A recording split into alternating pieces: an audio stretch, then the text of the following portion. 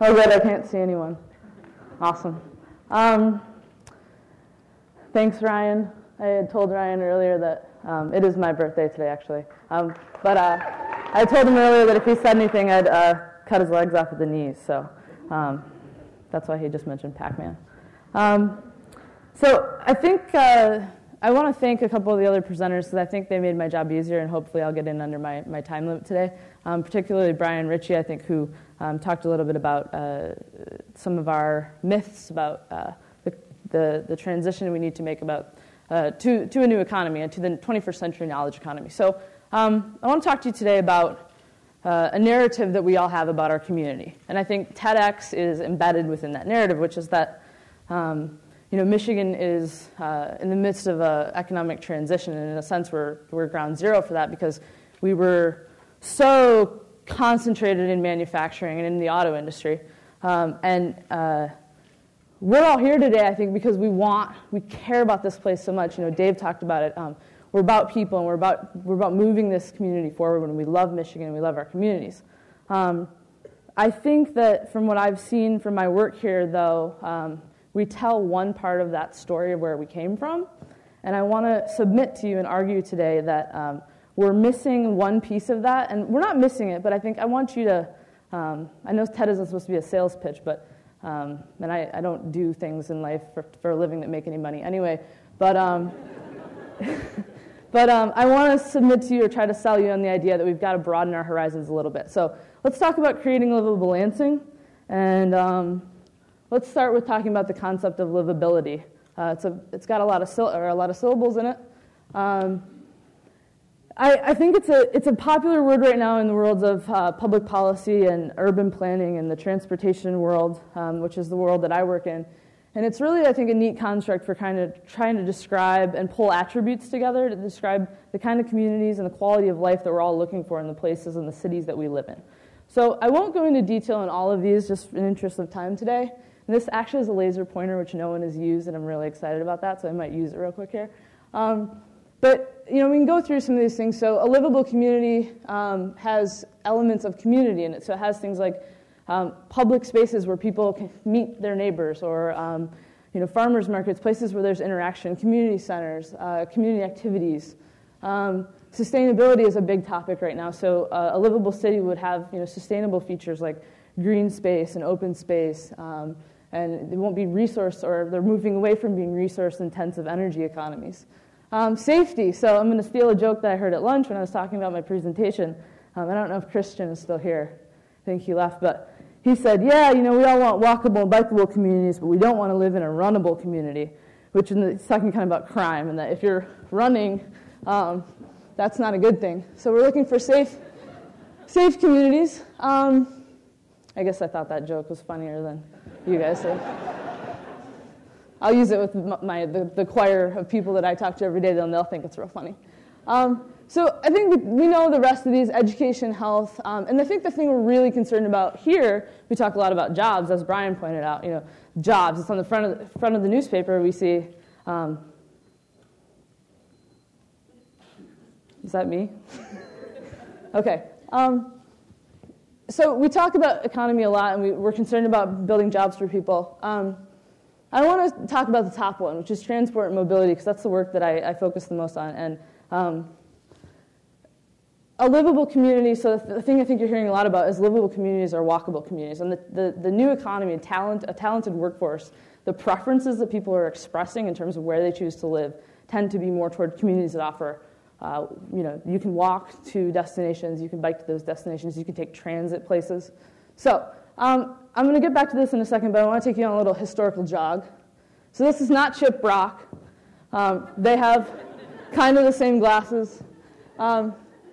But I want to talk about Lansing history for a second. So I think people are familiar with who Ari Olds is. Riotown, right? That's his initials.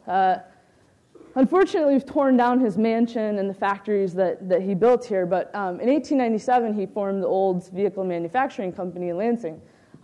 Lansing was actually, called the automobile capital. We were the first town to actually build mass-produced cars. I mean, no offense to Charlie and the other folks from Detroit. Not that we were, better than Henry Ford, but I think we were right there with them in terms of becoming not a company town so much, but a product town. So Lansing really grew up around this. In 1847, the legislature voted to move the capital to Lansing and out of Detroit.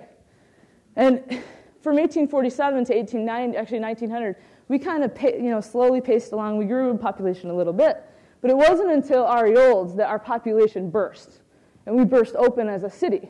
And I'm sorry I don't have the metro region here, but I'm just going to focus on Lansing for today. So you see between 1900 and 1930, the city exploded. We enjoyed incredible prosperity, incredible economic growth. We're building houses at a regular clip. It was an exciting place to live. And I want to submit to you that we talk about this prosperity a lot. What we don't talk about is its impact on our built environment. So here's a map of Lansing in 1929. And these 6 stars that you see up here are sites of automobile manufacturing, whether it's suppliers or actual companies themselves. I wanted to point out 1929 because I think we see the Verlinden plant site, or we see the Grand River, we see Kraft Center, or what's left of some of those sites. And we don't realize how long this has been a part of our city, and that the product was really driving our built environment. And so not only was this our economy, but the way we built our city was out of this product. That was our pride and our engine of prosperity. Now, let's talk about the product a little bit. And for designers in the room, or people who don't want to think about any of these issues in a political sense, quickly here, cars are really space-intensive things. I think we have to recognize when the bottom fell out of the automobile manufacturing economy, it wasn't like other parts of the country where they were kind of product towns. So Chicago had a meatpacking district. Well, the meatpacking district kind of dies. You're left with some empty buildings, some empty infrastructure. Silicon Valley, if the bottom were to ever fall out of Silicon Valley, what they make is kind of out there in the ether. There's no physical product that takes up space. And I think the other thing we have to recognize about that is this is not just a product that takes up physical space, that you can reach out and touch, but it's a product that fundamentally changed the way we build cities in this country, or the way we don't build cities in this country. And so here's just a manifestation of that. And so a lot of this talk about becoming a walkable community, I think gets very quickly politicized that, I have an agenda and I'm trying to get you to do things for health or environmental reasons. And I do have an agenda, and I do think that, you should care about the environment and try to live a healthier lifestyle. But just purely from a space standpoint, I think we forget, we all want to build vibrant downtowns. We want walkable communities. I think there's a lot of energy around here about this. But, this slide shows you 72 people in each one. This is a great group of Germans that put this together. So 72 people there on the left, they're all on bicycles.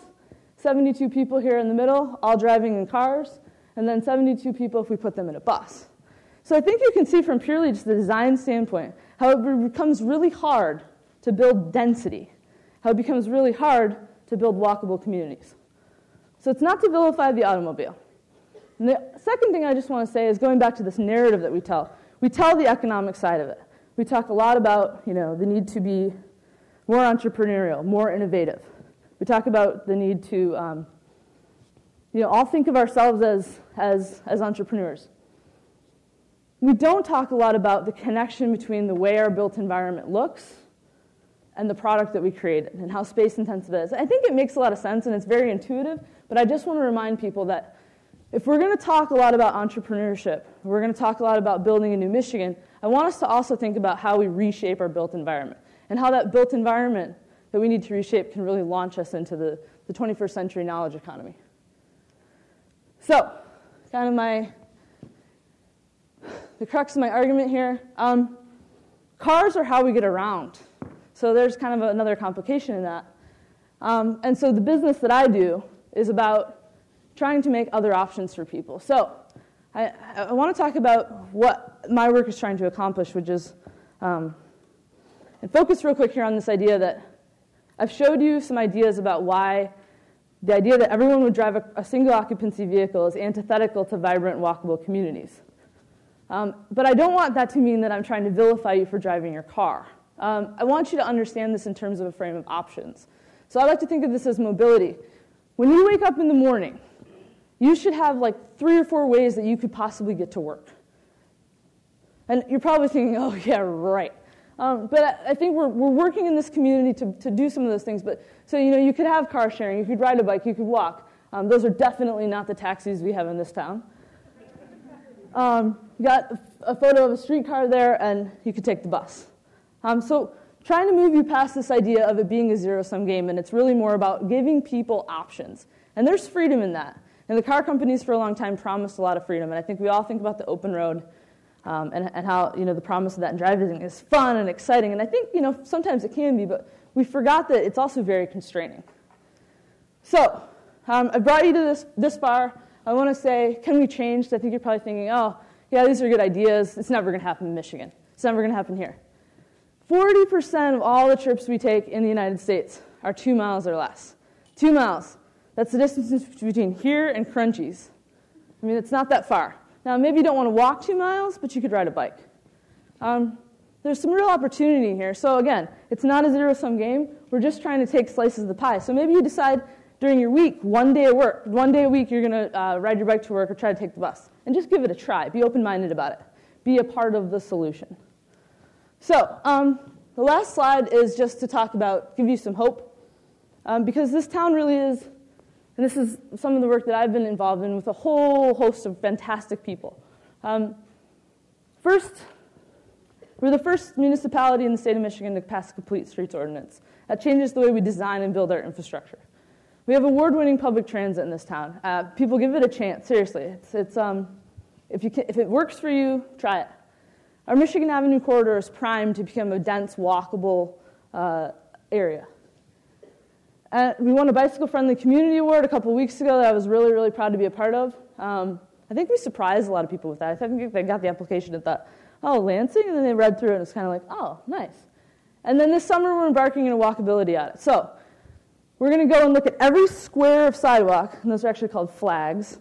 And we're going to inventory those and figure out, okay, where do we need to make investments in the built environment, and where do we need to start working on changing this? So that's pretty much it, the closing story.